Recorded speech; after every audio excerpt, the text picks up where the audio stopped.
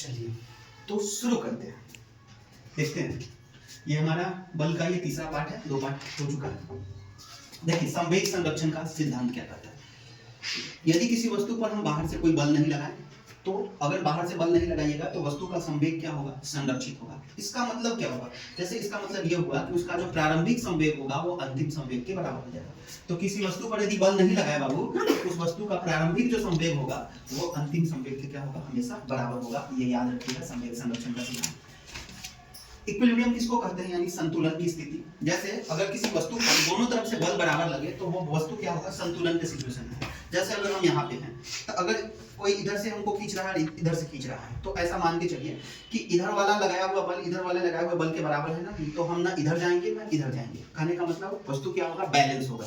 जैसे अगर हम यहाँ पे दोनों तरफ से बल अगर बराबर लगाएं, इधर से भी इस हाथ से और इस हाथ से भी, तो ये सिचुएशन होगा, यानी इसको हम बैलेंस का सिचुएशन कहेंगे, इक्विलिब्रियम का सिचुएशन कहेंगे। ठीक है, देखिए 10 केजी का ऑब्जेक्ट है, इधर से 50 न्यूटन का बल लग रहा है और इधर से 30 और 20 यानी ये भी 50 का होगा। तो दोनों सिचुएशन जो ये सिचुएशन है वो बैलेंस का सिचुएशन है, यानी संतुलन की स्थिति है। हो गया। चलिए अब देखते हैं यहाँ से।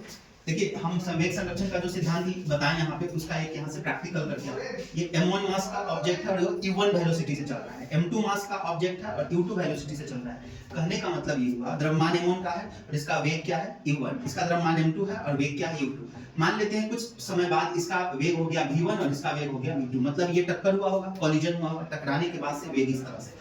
तो क्या है, नियम क्या कहता है कि टकराने के पहले और टकराने के बाद, तो यह स्थिति हुआ टकराने से पहले, तो टकराने से पहले क्या होगा, संवेग संरक्षित होता है। संवेग का फॉर्मूला होता है p का मतलब p इक्वल्स टू mv।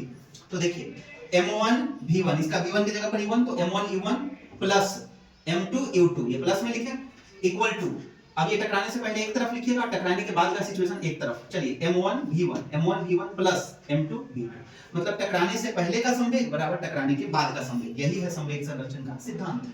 अब यहाँ से ये हम क्वेश्चन ले लिए। चलिए अब मेरे साथ साथ इस क्वेश्चन को समझिए। अब कॉन्सेप्ट लगाइए, आपसे ये पूछ दिया कि ये v का वेग कितना होगा, इसका मतलब 2 kg का वेलोसिटी कितना होगा वो निकालना है। तो हमको पता है संवेग संरक्षण का सिद्धांत लगाएंगे, तो टकराने से पहले का संवेग बराबर टकराने के बाद का संवेग। तो टकराने से पहले का सिचुएशन क्या है, तो m1 u1 यानी 10 गुने 20 प्लस, यहां से लगाइए 2 गुने 5 बराबर, इधर वाला लगाएंगे तो 10 गुने 2 प्लस 2 गुने, अब ये जोड़िए तो 20 का, हाँ 200 का बना ये, और ये बना 5 दूना 10 का। इधर पर ये 10 में 2 से मल्टीप्लाई कर लेंगे तो ये 20 का बना, और ये प्लस कितना का बना, 2v का। ये 20 को इधर लेके आएंगे, यानी इधर है आपका 210 में से 20 हटा देंगे तो 2v इक्वल्स टू कितना बचेगा, 210 में से 20 हटाएंगे तो 190 का, कितना का 190। ये काट दीजिए, कितना बार में कट जाएगा, ठीक है, ये कट गया, आपको v इक्वल्स टू आ गया, ठीक है, ये 9 और ये 5, 9 दूना 18, 95, ठीक है, यानी वेलोसिटी आया 95 मीटर पर सेकेंड। ये 2 kg का ये वेलोसिटी रहा। क्लियर हो गया यहाँ तक। चलिए अब यहाँ पर देख लीजिए, सेकंड न्यूमेरिकल एक हो गया। दूसरा, यदि किसी वस्तु का द्रव्यमान 10 kg है और वेग कितना का है, 3 मीटर पर सेकंड का है, तो संवेग बताइए। संवेग का क्या फॉर्मूला होता है, p इक्वल्स टू mv। तो संवेग बताया, m कितना का है बाबू, द्रव्यमान कितना का है 10 का, और वेलोसिटी कितना का है, यानी वेग कितना का है 3 का, यानी संवेग हो गया 10 में 3 का मल्टीप्लाई 30। ऐसा यूनिट लिखना है आपको संवेग का। तो मास का क्या होता है केजी, द्रव्यमान का वेलोसिटी का क्या होता है मीटर पर सेकंड। ये हो गया संवेग। क्लियर।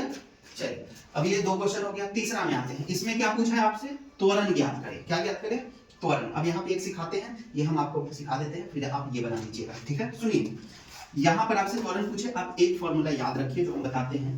A बराबर हमेशा लगाना है मैक्सिमम फोर्स माइनस में मिनिमम फोर्स। क्या लगाना है फॉर्मूला, A बराबर maximum force minus minimum force बटा में टोटल द्रव्यमान, कुल द्रव्यमान। यहाँ पे क्या लेना है, द्रव्यमान, जितना द्रव्यमान है उसको लिख देना है। चलिए इधर सॉल्व कर देते हैं, थोड़ा सा जगह है उसी में बना लेते हैं हम लोग। मैक्सिमम फोर्स कितना है, ये 100 वाला मैक्सिमम है कि 40 वाला मैक्सिमम है, सोचिए। तो 100 वाला मैक्सिमम है, तो मैक्सिमम है 100 का, माइनस में मिनिमम वाला कौन लेना है 40 वाला, और मास कितना का है बाबू, मास टोटल 20 kg का है। तो आप ये बताइए 100 में से 40 जाएगा 60 आएगा, तो A बराबर आ जाएगा 60 बटा 20, यानी कितना, कट के कितना देगा आंसर, 3 मीटर पर सेकंड स्क्वायर। 3 मीटर पर सेकंड स्क्वायर, ये रहा आंसर। आप इसको सॉल्व कर लीजिएगा, इसका आंसर हम लिख दिए हैं, कितना आएगा 4 मीटर पर सेकंड स्क्वायर आना चाहिए। आप इसको बना लीजिएगा। चलिए अब आते हैं, ये 5 नंबर हम बना देते हैं, फिर 6 और 7 आपको बनाना है। ओके चलिए, इसमें भी आपको क्या पूछा, त्वरण निकालना है, यहाँ पर भी आपको a का वैल्यू निकालना है। फॉर्मूला सेम रखिए, a इक्वल्स टू क्या होता है, f maximum minus f minimum. अब यहाँ पर किस तरह से लगाइएगा, सुनिए ध्यान से। गुरुत्वाकर्षण इस पर भी लगेगा, गुरुत्वाकर्षण इस पर भी लगेगा। तो गुरुत्वाकर्षण यहाँ लगेगा, तो गुरुत्वाकर्षण का वैल्यू, ग्रेविटेशनल एक्सेलरेशन g का वैल्यू क्या लिया जाता है, 9.8, लेकिन अप्रॉक्स यहाँ पे आपको 10 लेकर चलना है। तो 40 का ग्रेविटी लगेगा, तो हमेशा 10 का गुना लगा लीजिएगा। 40 का 10 गुना 400 न्यूटन, कितना न्यूटन। उसी तरह से 20 का 10 गुना लगाइएगा तो 200 न्यूटन।